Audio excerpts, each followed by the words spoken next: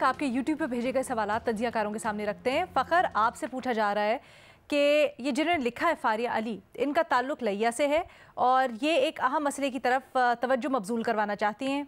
ये कह रही हैं कि जी लैया शहर के गिर्द सनतें हैं जिसकी वजह से शहर के अंदर आलूदगी हर गुजरते दिन के साथ बढ़ रही है। हुकूमत से दरख्वास्त है कि पोल्यूशन कंट्रोल करने के लिए इक़दामात उठाए। फ़खर, आपका भी ताल्लुक़ लैया से है, क्या कहना चाहेंगे इसके ऊपर?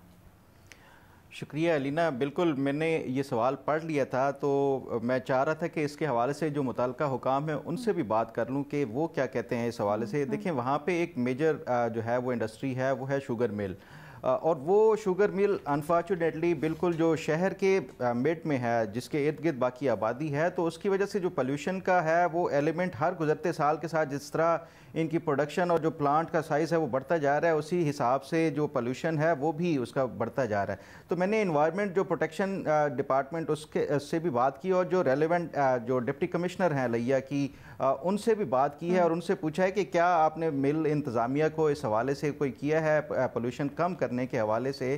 तो जो डीसी साहिबा हैं वो ये बताती हैं कि उनकी जो मिल इंतज़ामिया है उनसे बातचीत हुई है और इस सीज़न में उन्होंने ये अग्री किया था और इस हवाले से वादा किया था कि वो ब्लोअर लगा के जो पोल्यूटेड जो धुआं और वो है उसके हवाले से कोई सलूशन निकालेंगे, लेकिन इस सीज़न में नहीं लगाया गया जो ब्लोअर्स थे। तो अब उन्होंने ये वादा किया है कि जो नेक्स्ट सीज़न के लिए वो ब्लोअर्स लगाएंगे और फिर उसके साथ साथ वो कहती हैं कि जो एनवायरनमेंट प्रोटेक्शन जो डिपार्टमेंट है वो भी वक्तन फ़वक्तन जो एयर क्वालिटी है वो उसको चेक करता रहता है। कोई इतनी सिग्निफिकेंट उसमें कोई नज़र नहीं आई जो पोल्यूशन के हवाले से, जिस तरह से जो मकामी आबादी है वो आवाज़ उठा रही है या शोर उठा रही है। ताहम ये वो कहती हैं कि दुरुस्त बात है कि जो मकामी आबादी को इस हवाले से काफ़ी तहफ़्फ़ुज़ात हैं जो मिल के हवाले से कि ये बिल्कुल वस्त में है, मिड में है। तो इस हवाले से अब वो कहती हैं कि ये सिर्फ इसका जो मेन सोल्यूशन उन्हें नज़र आता है कि वो ब्लोअर के ज़रिए इसका जो पोल्यूशन का एलिमेंट है उसको कम किया जाएगा। अब देखते हैं कि ये क्या होता है। अच्छा फ़खर, थोड़ा सा ये समझाइएगा वहाँ शहरियों को क्या मसला होता है, ज़रा हमें समझने में आसानी हो, वो क्या फील कर रहे होते हैं? अलीना देखें, एक तो ये है कि ये बिल्कुल मिड में है, जो सिटी है लैया डिस्ट्रिक्ट है उसके मिड में ये शुगर मिल है, इसके बिल्कुल इर्द गिर्द आबादी है और सिर्फ 500 मीटर्स के ऊपर एक जो मेन हॉस्पिटल है, मदर केयर हॉस्पिटल है 500 बेड्स का। तो आप ये खुद अंदाज़ा लगाएं कि एक मेडिकल फैसिलिटी है, उसके साथ ही ये शुगर मिल, एक तो उसका कंटेमिनेटेड जो पानी है वो उस एक बिल्कुल करीबी नहर से गुजरता है, वो पूरे शहर से गुजर की जाती है। फिर उसके साथ साथ जो उसके केमिकल्स और धुआं जो मिले, जो केमिकल्स मिले, जो धुआं है उसकी वजह से बिल्कुल जो करीबी आबादियां हैं वो कहते हैं कि सुबह हम उठते हैं तो पूरा घर उनका बिल्कुल धुआं से काला स्याह होता है और फिर सांस लेना मुश्किल हो जाता है। तो ये एक पोल्यूशन जो एक जो पानी की वजह से और उसके साथ साथ जो धुएं की वजह से जो मुश्किलात का है, फिर उसके साथ जो हॉस्पिटल की भी अब साथ बनी है, तो ये इस वजह से काफ़ी मुश्किलात का सामना करना पड़ रहा है। आप भी बता रहे हैं कि आपने भी कुछ हुकाम से बात की है, हम चाहेंगे कि हमारे फोरम से आज मामला उठा है, मसला उठा है, तो इसकी तरफ तवज्जो हो और इसके ऊपर नोटिस लिया जाए। बहुत शुक्रिया फ़खर। अगला सवाल भट्टी साहब आपके लिए भेजा गया है। आपसे अजीम मलिक पूछ रहे हैं, भट्टी साहब दिल थाम के, थोड़ा सख्त सवाल है, मुस्लिम लीग नून से नफ़रत की कोई वजह और पाकिस्तान तहरीक इंसाफ से कुर्बत की वजह क्या है? 2 लाइनों में बता दें भट्टी साहब। पहली लाइन तो अजीम मलिक यही है कि मेरे भाई अजीम तुसी ग्रेट हो।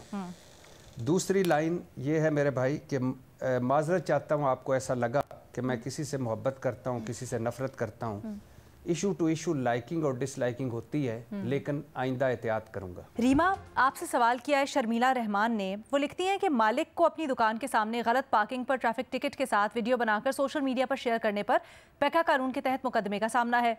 इतनी मामूली सी खिलाफ वर्जी पर क्या इतनी सख्ती दुरुस्त है?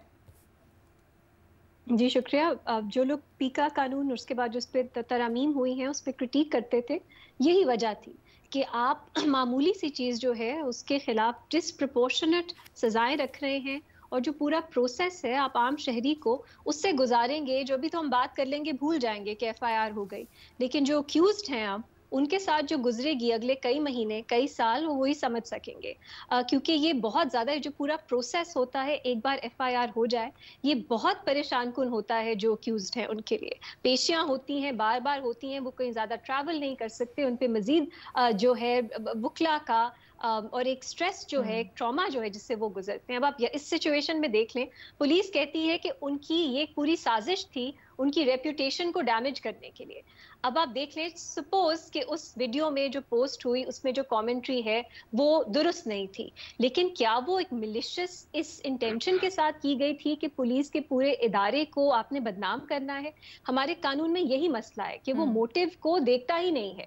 اگر کسی کو آپ کے بیان سے کچھ ڈس ایگریمنٹ بھی ہو جائے تو وہ کہہ سکتے ہیں یہ فیک نیوز ہے. اس کے علاوہ علینا، کرمنل نوعیت کی سزا اس کے لیے یہ ایکسیسو ہے، یہ دنیا بھر میں ہر جگہ ایکسیسو سمجھی جاتی ہے.